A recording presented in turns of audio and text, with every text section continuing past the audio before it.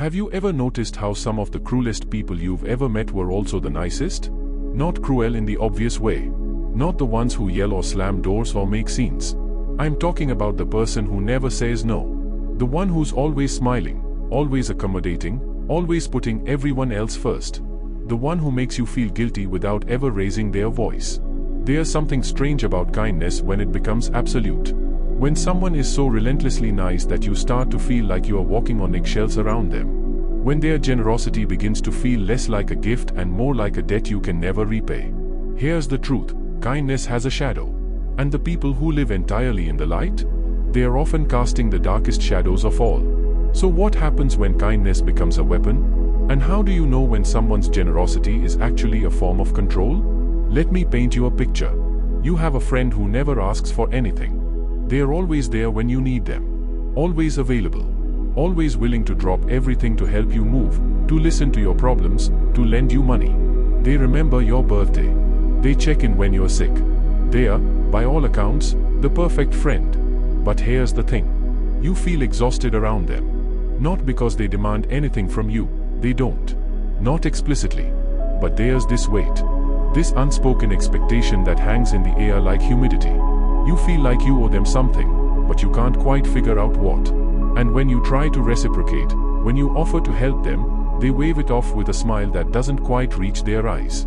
Oh no, I'm fine. I don't need anything.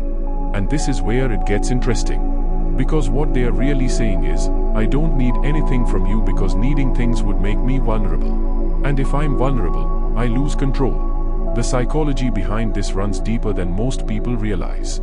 Psychologist Harriet Breker called it, the disease to please, but it's more complex than just wanting to be liked.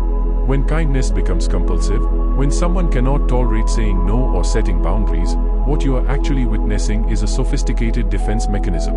In attachment theory, this pattern often stems from what's called anxious avoidant attachment. As children, these individuals learned that their needs were either ignored or punished. So they adapted. They learned to survive by becoming indispensable. By making themselves so valuable, so necessary, that abandonment becomes impossible. They learned that giving is safer than receiving. That control disguised as kindness is the only kind of power that won't be taken away. But here's what's really happening beneath the surface. Every act of unsolicited kindness carries a hidden transaction. Every favor creates an invisible ledger. And the person keeping that ledger? They remember everything. Not consciously, perhaps. They might not even be aware they are doing it.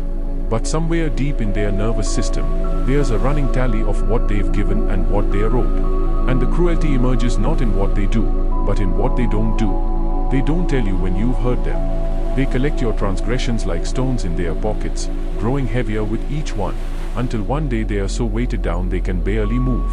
And then comes the silence. The withdrawal. The passive-aggressive comments dressed up as concern. Or, I just thought you'd be too busy to want my help anymore. The message is clear, you have failed the loyalty test. You have proven yourself unworthy of all that kindness. And the punishment is the removal of something you never asked for in the first place but somehow came to depend on. This is what psychologists call covert narcissism, though that term doesn't quite capture the tragedy of it. Because these aren't people who love themselves too much. They are people who have learned to build their entire identity on being needed by others. Their self-worth is outsourced to your gratitude. Your dependence is their oxygen. And maybe you've been on the other side of this equation. Maybe you're the one who can't say no. The one who feels guilty for having boundaries. The one who believes that love means erasing yourself so completely that other people's needs become your own. If that's you, I need you to understand something. Your kindness is not kind when it comes from depletion. Your generosity is not generous when it comes from fear. Your care is not care when it's conditional on never needing care yourself. Let me tell you what real kindness looks like. Real kindness has edges. It knows where it ends and where you begin. It can say, I would love to help you, but I don't have the capacity right now. It can receive help without feeling like it's losing a game. It can be disappointed and still be loving. It can be angry and still be connected. Real kindness doesn't keep score because it doesn't need to. It gives from abundance, not from emptiness trying to fill itself through the gratitude of others. Here's what's fascinating about human neurobiology. We have mirror neurons that allow us to sense the emotional state of others. This is why you can feel when someone's kindness is authentic and when it's coming from a place of desperation or control. Your nervous system picks up on the incongruence. The smile doesn't match the energy underneath. When someone gives to you from a place of genuine overflow, it feels light, easy, like sunshine. But when someone gives from depletion, from compulsion, from the need to be needed, it feels heavy, like a loan you didn't apply for but are now somehow responsible for repaying with interest. And this is where the real cruelty reveals itself. Because the person who cannot receive, who cannot be vulnerable, who cannot need, they are actually robbing you of something precious. They are denying you the opportunity to give to them, to show up for them, to balance the equation of human connection. Relationships are supposed to be reciprocal. Not transactional, but reciprocal. There's a difference. Transactional relationships keep strict tallies. Reciprocal relationships flow back and forth naturally, over time, without anyone counting. But the compulsively kind person doesn't allow for flow. They dam up one side of the river, creating a flood on the other. And then they resent you for drowning when they're the ones who built the dam. There's a reason therapists talk about compassion fatigue when working with clients who have this pattern.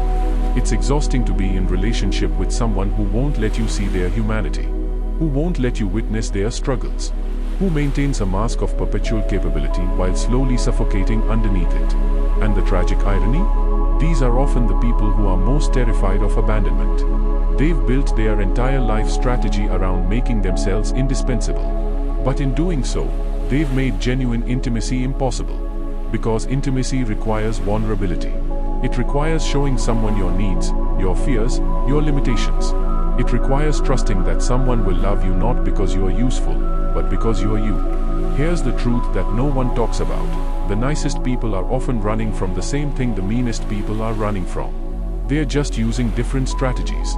The mean person says, "I'll hurt you before you hurt me." The excessively nice person says, "I'll make myself so valuable that you can't hurt me." Both are operating from the same wound. Both are terrified of rejection.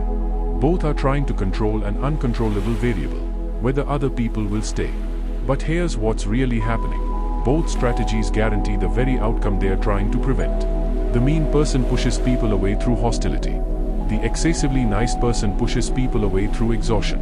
Different mechanisms, same result. And maybe that's the real dark side of kindness. Not that it's secretly mean, but that it's secretly scared. And in its fear, it creates the very distance it's desperately trying to prevent. If you recognize yourself in this pattern, I want you to know, this isn't your fault. You learned this strategy for good reasons. It kept you safe when safety was scarce. It earned you love when love felt conditional. It gave you a sense of control in a world that felt chaotic. But the thing that saved you then might be suffocating you now. The walls that protected you are also the walls that keep people out. The armor that defended you is also the armor that prevents anyone from reaching your heart. So what does healing look like? It starts with the radical act of asking for help. Of saying, "I need something," and tolerating the discomfort of depending on another person. It means practicing receiving without immediately reciprocating. It means sitting with the vulnerability of being seen in your need rather than only in your competence. It means understanding that people who love you want to give to you. That relationships aren't about keeping score. That your worth isn't determined by your usefulness. Here's something that might shift your perspective. When you refuse to let people help you, when you insist on being the giver always and only, you are actually denying them something beautiful. You are denying them the joy of being generous. The satisfaction of showing up for someone they care about. The dignity of being trusted with your vulnerability. Research in positive psychology shows that both giving and receiving activate the same reward centers in the brain. But most people with this pattern have only trained half the circuit. They've learned to feel good about giving, but receiving feels dangerous, shameful, like weakness. But receiving is not weakness. Receiving is trust. And trust is the foundation of every meaningful relationship you'll ever have. Let me tell you what changed for me when I started to understand this. I had a friend who was always helping everyone, always available, always cheerful, and I felt guilty around her constantly, like I could never give back enough. One day, I asked her directly, "Can I do something for you? Is there anything you need?" And she looked at me like I'd slapped her. Her smile tightened. "I'm fine," she said. "I don't need anything." But her eyes said something different. Her eyes said, "If I need something, You'll see that I'm not strong. If I need something, you might not show up. And if you don't show up, I'll have confirmation of what I've always suspected, that I'm only valuable when I'm giving. That moment broke my heart, because I realized she'd never let me love her. Not really. She'd only let me owe her. Here's what I wish I could tell that version of her, and what I want to tell you if you are living in this pattern. You are not your usefulness. You are not your ability to solve other people's problems. You are not the sum total of what you can give. You are a human being with inherent worth that has nothing to do with your productivity or your selflessness or your ability to anticipate everyone's needs. And the people who truly love you? They want to see all of you. Not just the capable parts. Not just the strong parts. They want to see the parts that need help. The parts that are tired. The parts that don't have it all figured out. Because that's where real connection happens. In the vulnerable spaces. In the admissions of need. In the trust that someone will hold you when you stop holding yourself up. The dark side of kindness isn't that kind people are secretly cruel. It's that compulsive kindness is often a strategy to avoid the terrifying experience of being fully seen and potentially rejected for who you really are underneath all that giving. And the liberation, the real freedom, comes when you realize that you can stop performing. You can stop auditioning for love through acts of service. You can just exist, with your needs and your limits and your humanity, and trust that the right people will stay. Not because you're useful, but because you're you. So here's my invitation. The next time someone offers you help, say yes. Even if you don't need it. Even if it feels uncomfortable. Even if every instinct is screaming at you to decline and to give instead. Say yes. And then practice something radical. Receive it without immediately reciprocating. Just let it land. Let someone give to you and let that be enough. Notice what happens in your body. Notice the discomfort, the guilt, the urge to balance the ledger immediately, and then breathe through it. Because on the other side of that discomfort is a kind of intimacy you might have been running from your whole life. The intimacy of being loved not for what you do, but for who you are. The dark side of kindness is just the shadow cast by a frightened heart trying to earn what it already deserves. And maybe the bravest thing you can do is step out of the shadow and into the light. Where you don't have to be perfect to be loved. Where you don't have to be useful to be valued. Where you can be messy and needy and human, and still be held with tenderness. That's not the dark side of kindness. That's the real thing.